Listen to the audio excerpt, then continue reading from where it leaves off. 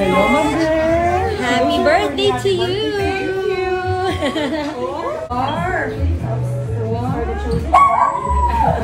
Wow. Yeah. Kaya pala.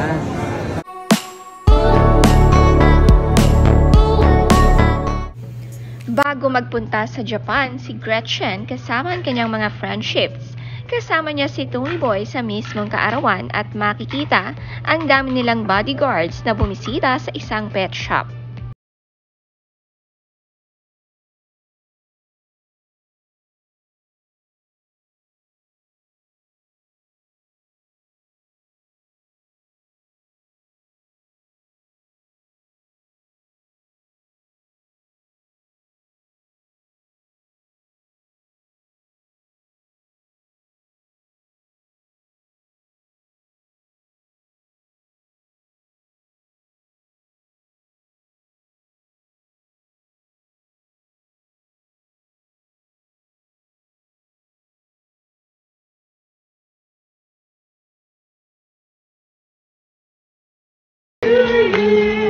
Happy birthday.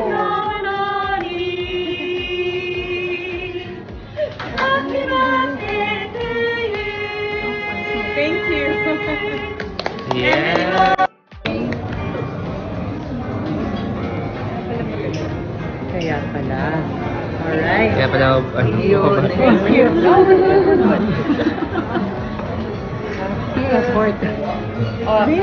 Sa isang restaurant sa Japan sa Loris Prime Beef, nag-dinner ang magkakaibigan.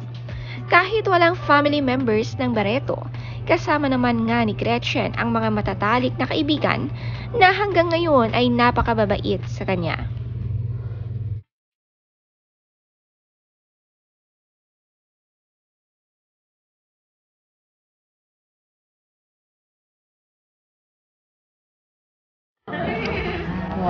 Happy birthday. Birthday to you.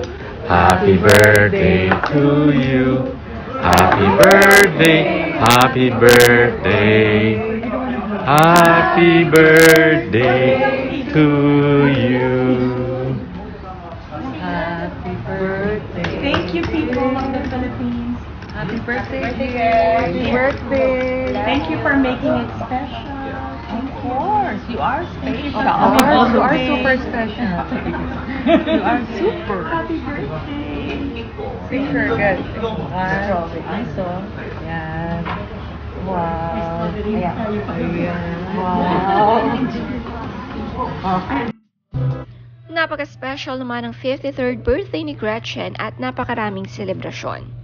Ang cute din ng Japan cake ni Gretchen na inihanda sa kanya ng restaurant.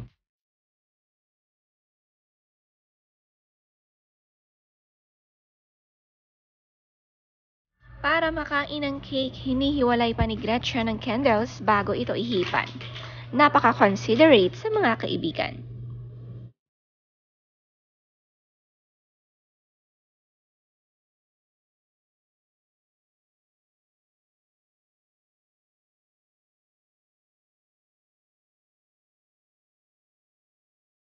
Pinuntahan din nila ang Umenohana at tinikman ng best food dito. Grabe nga raw ang platings nila dahil napakaganda. Bukod dito, masasarap pa. Nagpunta nga rin sila sa Shibuya at ang dami nilang nagawa.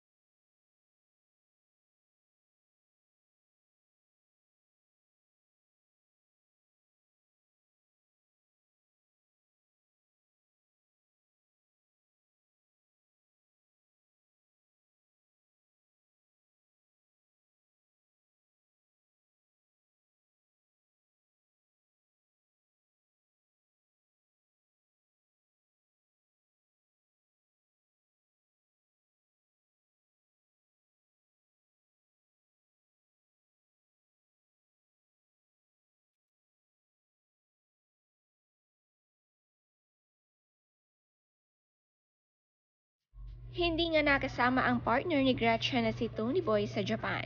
Pero masaya naman dahil magkasama sila sa mismong birthday at may paregalo pa ito sa kanya.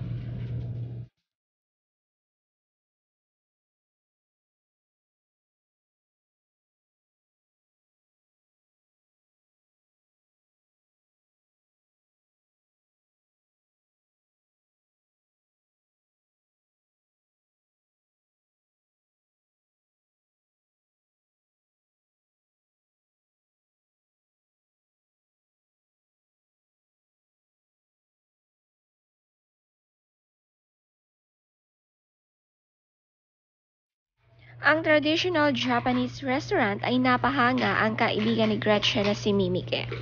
Napakarami nilang nakainan at sulit na sulit ang travel nila dito.